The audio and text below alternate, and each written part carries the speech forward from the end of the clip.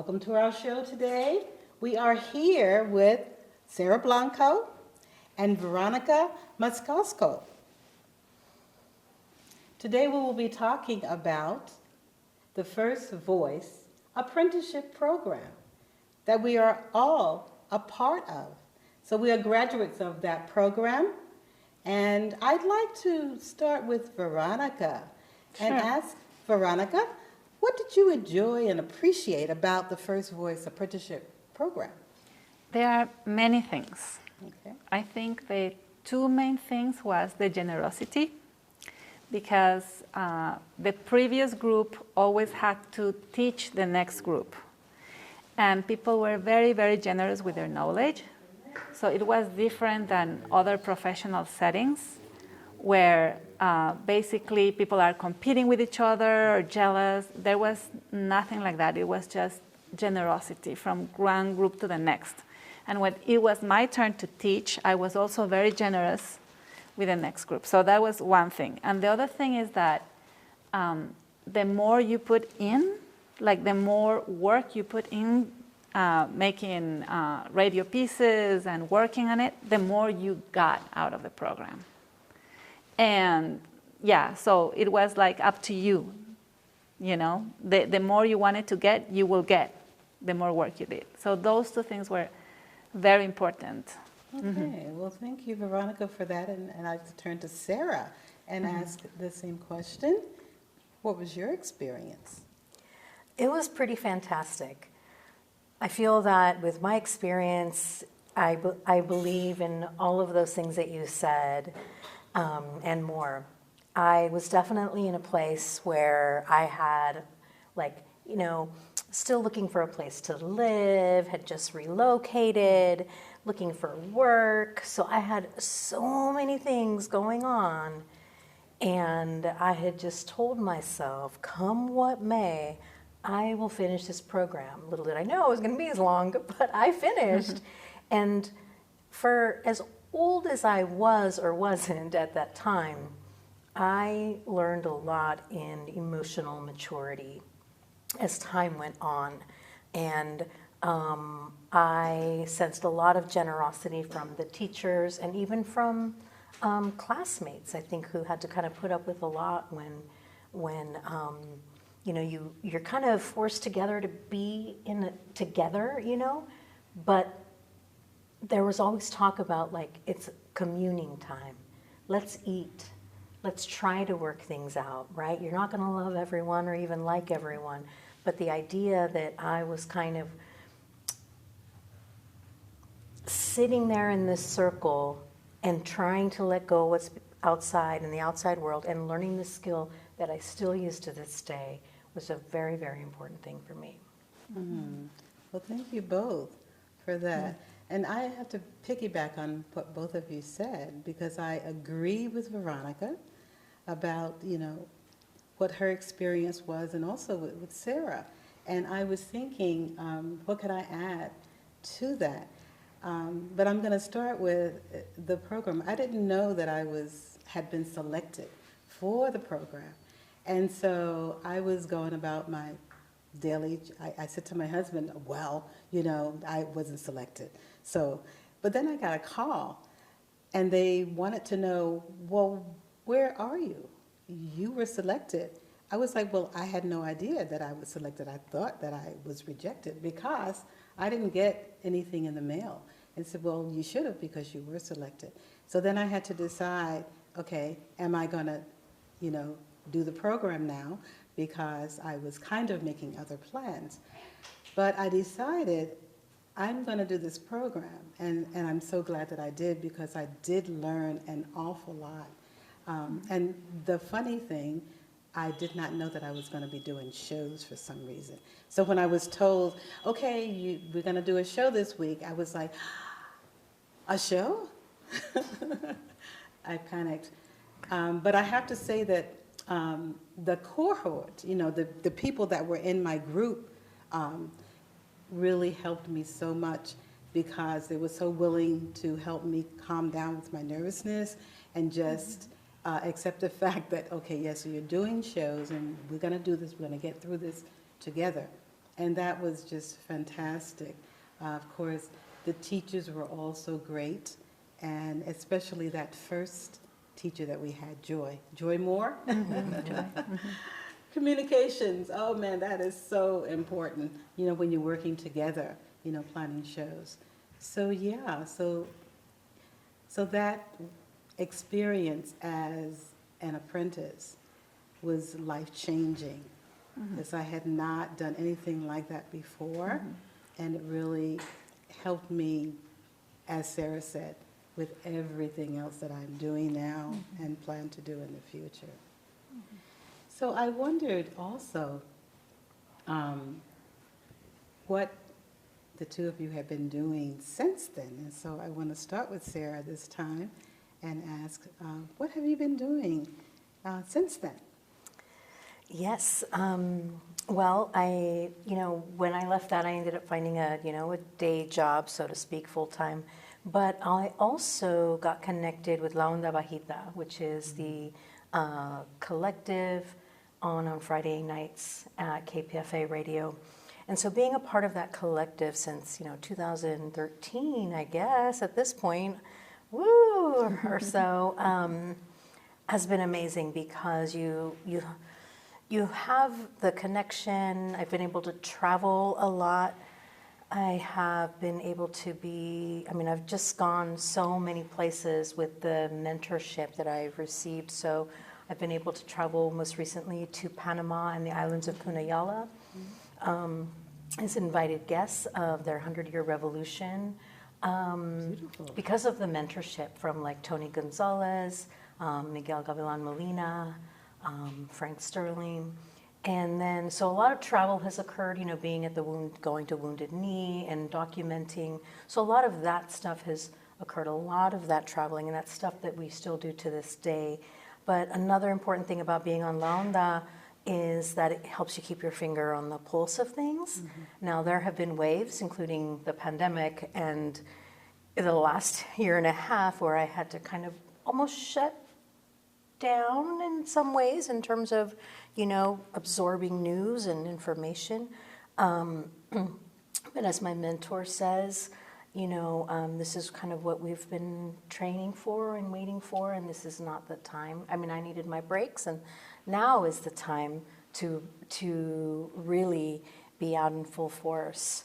I also currently am a contributing producer for Flashpoints, a daily news show that Dennis Bernstein does on KPFA, and I'll be on regularly for a while on Wednesdays. And that's important because that show for me always is a reminder of who's affected the most, even though there's so much news all over the place. And then I'm also part of a larger crew that works at the Alcatraz live broadcast from KPFA as well. So those are the main things that we do, but always just making sure that I can help my people, so Chicana, Chicanos, Latinos, and Indigenous, and beyond. But yeah. Okay. Well, thank you so much. And Veronica, I want to turn to you now and ask, what have you been doing since? So after the apprenticeship program, I was actually working for the apprenticeship program. I was senior producer of Full Circle, which is the program that the junior apprentices created. And I worked for a little bit as a co-director. But after that, I went to grad school in UC Berkeley. And I had a master's degree in journalism. And my specialization was documentary production. So I've made a couple documentaries, a couple independent documentaries. And the second one right now is in the film festival circuit. So I'm seeing which film festivals would like it, and nominations and awards, hopefully. I'm just starting with that. But I also, this is the thing, a lot of people is so what do you like? And at the beginning I was well, I like radio and photography and video. And I realized what I like is to tell stories in different platforms. Fiction, nonfiction, a lot of versatility, I would say. So another thing that I did, I worked for a editorial, a publisher that was publishing books for learning languages. and they had these like books for targeted for different levels of comprehension of Spanish. And I was like, I already had published one book, and I was like, can I publish a book for this? And my boss said yes, and I published one book. And then years after that, maybe like 10 years, 15 years after that, I was like, I am going to publish my own books. Okay. So right now I'm an author publisher. Okay. I was thinking, I've authored 14 books, and 11 of those are easy to read books for Spanish learners. Well, that is so beautiful. Yeah. And you have some of your books with you today. And I have some of my books with me today. Okay. Yeah. That is so beautiful. Can you maybe talk about one or two of them? I'll talk about this one. Maybe your favorites, yeah. This is one of my new ones, Lola. and it's a graphic novel for level 1. Okay. So why is it level 1? It's because it's just present tense, simple grammatical structures, tiny vocabulary that repeats and repeats and repeats throughout the story. When there's like a difficult word, and you have like a note here with the translation. There is a vocabulary at the end. So it's really for learning. Yeah, that's so beautiful. And students and teachers love it. Yeah. But what is the most favorite thing about this is that my daughter, when she was 11, she made the drawings. Oh. So it was like a project, a mother and daughter project. That is so beautiful. So this is like my favorite because of that, because of the collaboration. Yes, yes. And maybe I can show the newest one. Usually I have like nonfiction or creative nonfiction, or I have a lot of books like this, but this is actually, it's called El Delfín Mágico de la Amazonía. It's like the magical dolphin from the Amazon, and it's a book of magical realism in the Amazon. So there are shamans, healers, magic, and this crazy fantasy story. And it's level 3. It also has vocabulary. It has, the difficult words or the more challenging words here. It uses, because it's level 3, it uses past tense, one form of subjunctive. It's just, the idea is that the best way of learning your second language is the way you learn your first. You don't focus in grammar. You focus in stories and you build up little by little. That makes perfect sense to me. Yeah. So the teachers that believe in this theory, they use this type of books. I'm not the only one that writes this type of books. And they use this type of books as a great tool because it helps the students a lot. Yeah. I think a lot of people learn You can that check way them out. best, because, and it's really important to focus on the way that you learn best so that you can. And I'm so glad that you said that about language, because I'm so interested in learning another language, and I don't have a clue on how to get started, but that really helps. And I wanted to say also the repetitiveness that you spoke about with your first book, that is so important, because, repeating helps put it into your memory, and that you don't forget it, and you learn it. You really learn it, yeah. So thank you. Thank you for sharing all of that. And teachers would tell you, like, if they read a book with their students, if it's really challenging, they won't. They get discouraged. Yes, yes. And repetition helps them, because if they can read a book that has a lot of vocabulary, and they can learn it, but then they forget. But repetition helps the vocabulary stay. Yeah. Well, that is so great. Well, thank you for all those books. And I know you're writing and publishing more. Yeah, so we look forward to that for sure. So, so I guess it's my turn to talk about what I have been doing since. So what I've been doing is writing. I also am an author now. I traveled to Ghana, West Africa, and when I returned, I wrote a book. It's entitled Ghana on My Mind, Poetic Reflections on Journeying to the Motherland. And it's about my trip, to Ghana. It's a book of poetry and short stories. So it's a book that I had not planned on writing, but that's what happened. When I returned, I started having dreams, dreams about Ghana for weeks. And I couldn't wait to go to bed at night. I'm going to have another Ghana dream. And I woke up in the morning just so inspired and happy. It's like I was revisiting Ghana. And so I kept dreaming. And one day the dream stopped. And I said to myself, was I supposed to write about this? So I prayed that I would remember those dreams. And the Creator let me remember the dreams. And I was able to write the stories and write the poetry. So that was a total blessing, yeah.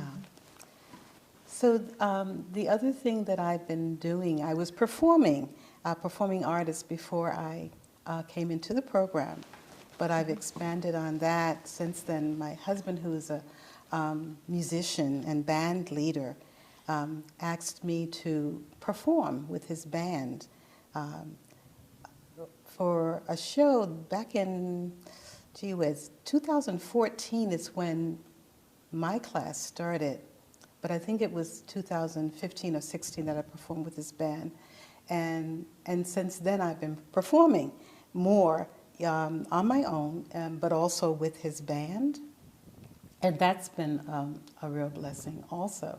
And the apprenticeship program helped me there because, although I had done some performing back in New York, where I'm from, not on the level that I'm doing now. So I got more courage. I used to be so nervous, but now I'm able to perform without having all those issues of nervousness, which the apprenticeship program helped me with, having to do the shows.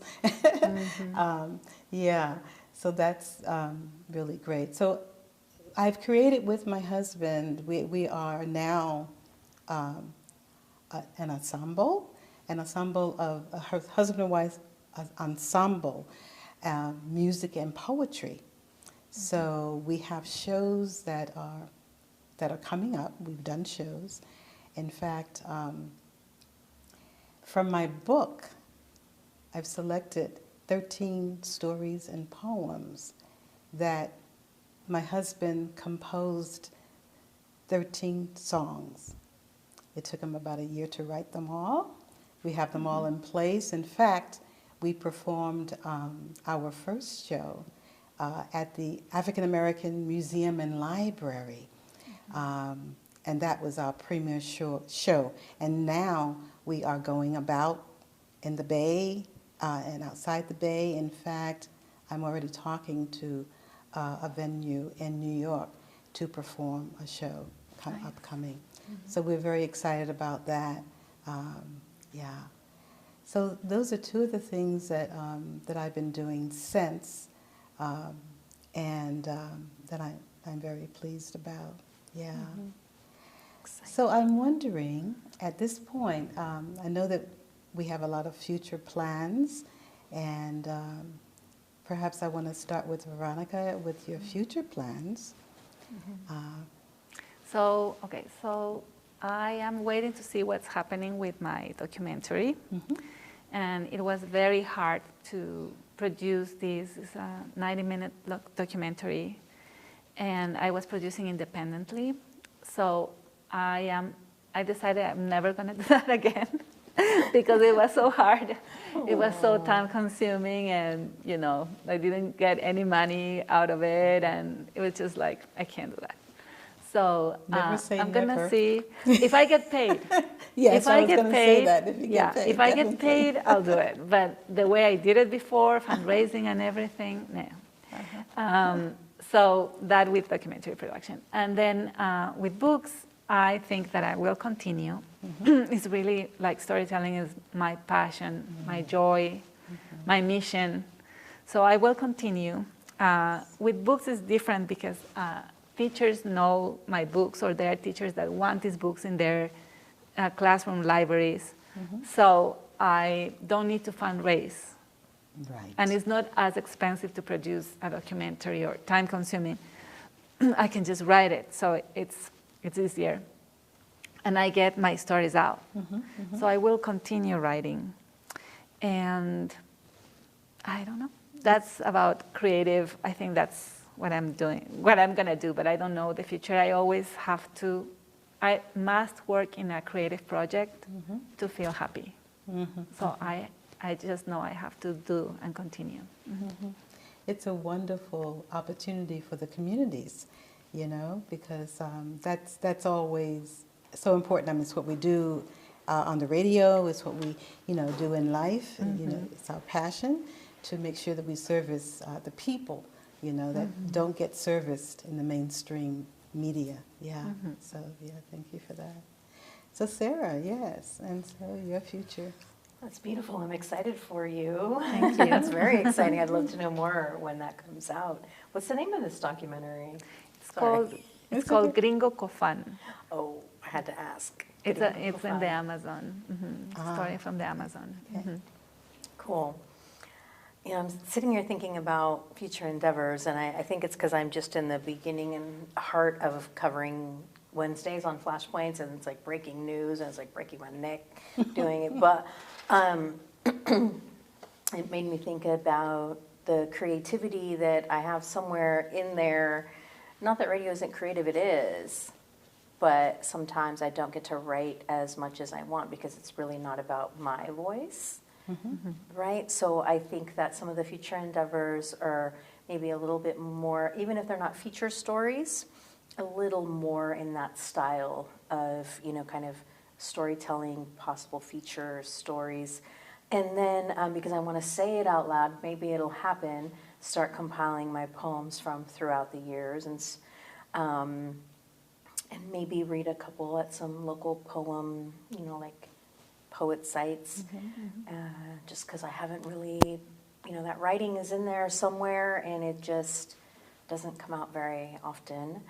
And I am working as part of a collective with like a whole variety of people on a podcast, and that's important to me because, radio, especially public radio, can be very rigid in many ways, and there's a lot of rules from what you can say and what you can't say. So I'm learning to breathe and let go and just handle what other people say who are also on the same show as me, because it's a podcast and you can almost say whatever you want. So that's like scary. So I'm learning that.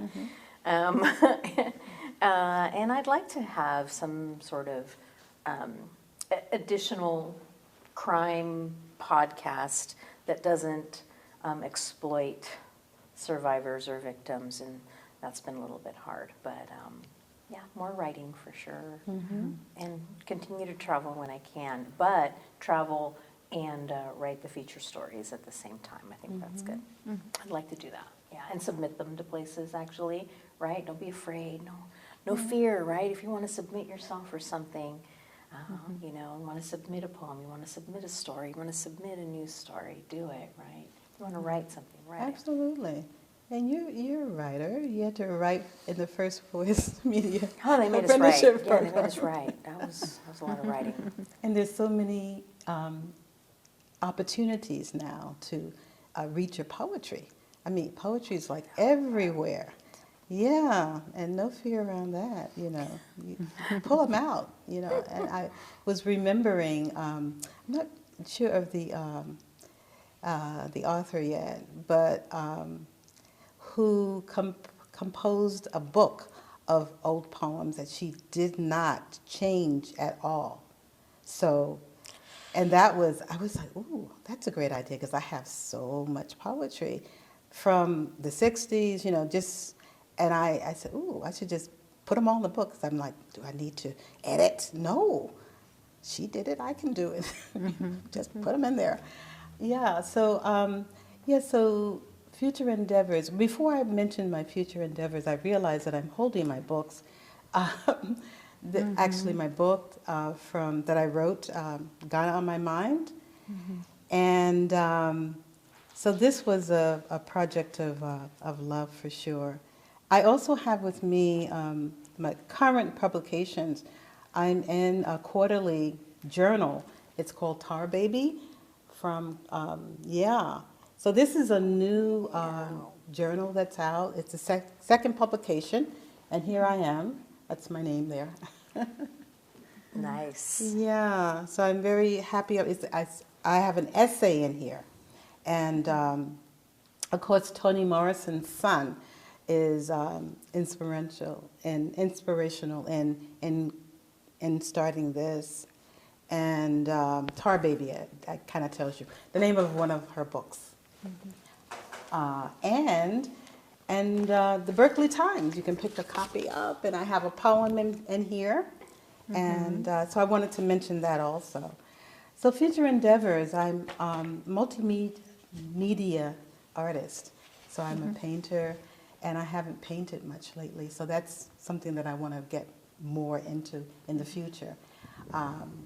And of course, continue to perform, continue to write, and travel. Something that I love doing also. So any last minute words? We have about a minute left. Sara, you got 30 seconds? Veronica, 30 seconds? Yeah, something that I was thinking is that it's nice to have these conversations because we can share ideas and then we can get motivated. Yes. And when we see other people's art, other people's creations, or when we see the creativity of other people, it's nurturing for our own creative souls. So we get inspirations from each other. Yeah, that's what I was thinking. And I gotta be inspired by that and thinking about just the fact that we're here at Berkeley Community Media and the people who are here and just this culture, and then also like KPFA radio, and then this all the different mediums in art, that is very nurturing and inspiring. And you can just see it on people's faces. That's pretty exciting. That's important. And then that to continue the networking is still really important, right? Absolutely. Feeds the soul. So, yeah. Yeah, so, okay, so thank you for those comments. I appreciate that. Yeah, so it's so important for us to continue on, serving the community and serving ourselves, because we are inspired to help as much as we can. And I just want to, piggyback on something that you said about, and now I'm not sure what it was. Oh, I know, getting inspiration from each other. Yes, the both of you had mentioned that. And yeah, so the inspiration is important, yes. And so thank you so much, Thank you. Sara and Veronica. Thank you too. Thank you, You're Zakiyyah. welcome. Thank you so much.